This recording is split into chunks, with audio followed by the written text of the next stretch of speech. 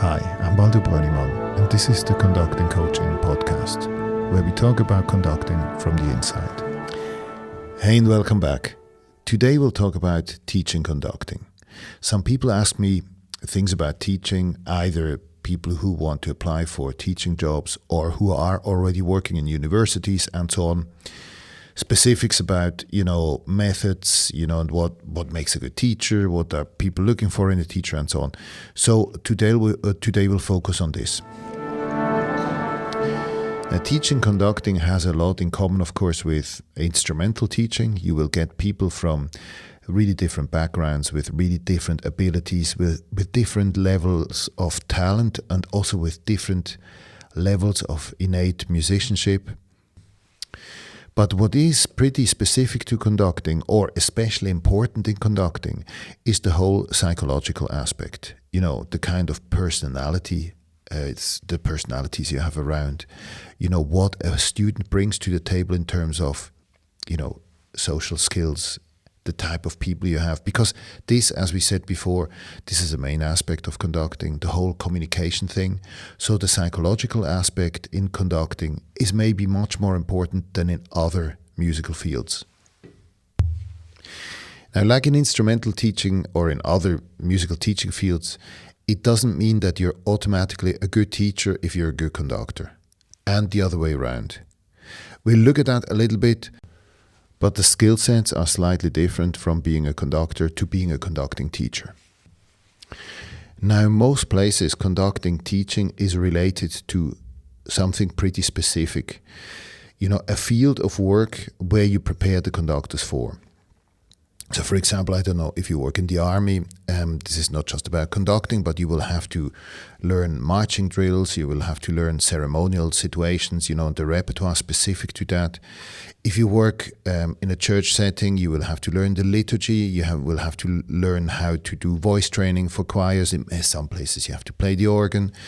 If you work for a theatre, you have to learn the opera repertoire, you have to accompany singers, you have to learn all the skills that are necessary in that sort of field of work where you want to go in. And as a teacher, you have to bring all these skills to the table. So you have to talk about conducting technique, obviously, but you also have to talk about repertoire specific to your field. You have to talk about rehearsal technique with the kind of people or groups in mind that you're likely to work with.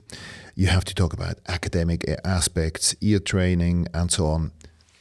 And that's just not everybody's cup of tea. You have to be pretty methodological with a lot of things. You have to teach things in a way that people of all sorts of students of all sorts of levels can understand, and can make sense of what it means to read a score or play a score at the piano or, lead a rehearsal, hearing things, correcting things, working with your movements and so on.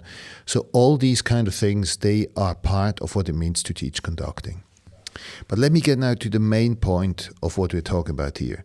The key qualities for conducting teachers. And I'll just go through some things that I think are pretty important. When I used to teach at the Royal Northern in Manchester, or when I'm still doing conducting courses sometimes, or work with young conductors, I think there's certain key qualities that run through all the possible fields of conducting. And the very first thing I would mention here is you have to be a psychologist. Even more so than in conducting, your psychological understanding is really important. And why is this? Because you have to recognize in the students why certain things don't work. And this work is usually done with analyzing thought processes. As we talked about before, conducting mainly happens inside your head. What is seen from the outside is a really small part. But the consequence for your movements or for things you do in a rehearsal are thought processes. And you have to have the psychological skill to understand those.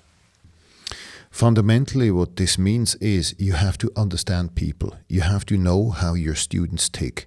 And not just in a superficial way, but you really have to know what's going on. The students have to be part of your family. You have to see them in other situations rather than just on the podium, because that's when you start to understand how people really function. And this will then allow you to do something that I think is totally fundamental in conducting teaching. It will allow you to find the right approach for every student, because no two students are the same, because they're all different personalities out there, and you have to find the right way for each one of them. People who just run through the textbook with everybody in exactly the same way, they're usually not great teachers. You have to see people through the ups and downs, live with them, share what's going on in the podium in their minds, help them to develop, help them to analyze themselves and to get better bit by bit. And this takes a lot of skill, understanding, empathy, but it also takes a lot of love. You have to like your students in order to support them, get through to them, and make them the best conductors they can be. Also, a key quality for a good conducting teacher, I think, is to be analytical in a sense that you can verbalize things that you instinctively feel. And you say things in a way that students really can understand this and process this. For example, it's very delicate often to speak directly to somebody on the box because it's just a very vulnerable situation. The students are nervous and so on. So to find the right words in that sort of situation, for example, criticizing without taking the confidence away from somebody, or finding the right words that trigger the right thoughts, I think this is a key quality for teaching conducting. Then I think it's very important that you build your students up and you don't build them down. I'm saying this because classical music has a history of abuse of power in all sorts of ways, not just conductors and orchestras, but also teachers and students, desk partners and so on. There was traditionally a lot of violence, and a lot of aggression, pressure, unnecessary pressure. And I think in conducting, we have to be especially sensitive to that, because when you're up there and you expose yourself on a podium, the last thing you need is for a conducting teacher to make you even more nervous or to make you feel even more vulnerable. So you have to make sure that people feel the support and the confidence that you give them. If students, for example, are constantly afraid to make a mistake in rehearsals and so on, they will never develop. You have to make sure that you allow them to go to the zone, or you push them to the zone where they can make mistakes, because that's where real music happens and that's where people will really develop. So they have to feel the security and the support to go in there and be trusted whatever happens. Another aspect of good teaching is that you have to take no bullshit. Conducting is a profession full of bullshit, and you have to make sure that when your students are there, they don't fake, they don't pretend, they don't come up with little gimmicks that you maybe seen somebody else do or so. Conducting is a profession, and there's also professional ethic involved. So if you haven't heard something, don't just make something up. Or don't fake your way through a rehearsal. Be to the point, don't rehearse for yourselves, rehearse for the orchestra, and so on. There's no space for sort of histrionics or for vacuous musicianship. The conductor has a job to do, and you owe it to everybody to do that job well. And that means, of course, also to be always on time, to be well prepared, to respect the musicians, to respect the public, and so on. All these elements are fundamental in your teaching, and you as a teacher, you have to live those for your students, because that's the way they learn it. To those of you who already have experience in teaching or simply also have a lot of students, I would also say don't over-conceptualize, because it's a temptation to break different situations down into some key concepts because they're easy to teach and so on. But I think it's much more valuable to encourage creative thinking, and that always also involves that you as a teacher, you always find new angles, you find colorful, inventive language to challenge the people to come up with their own solutions, to get them out of their shell and so on, and to never treat one situation exactly the same way like another. I also think it's valuable to keep your own demonstrations to an absolute minimum. Sometimes you have to demonstrate certain things, of course, but I would really not do it too much, because that conducting is a visual thing. And the first conductors that people see, they usually leave an impression, and then suddenly everybody starts to move in the same way like you, and you really don't want that.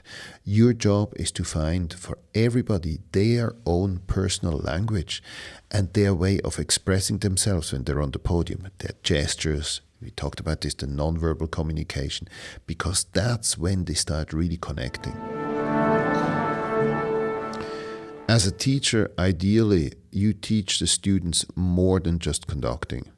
You teach them a whole approach to music, and maybe also a whole approach to life. You know, your enthusiasm, your way of learning a score, the way you speak about music, the way you live your musician's life.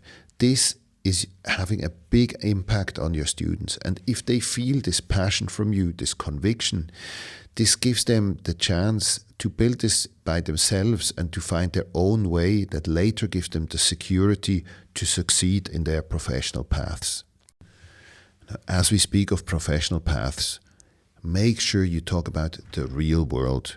That's in a way why this whole conducting coaching podcast started, because I wanted to talk about the real world. I wanted to talk from a conductor's perspective, not from an academic perspective.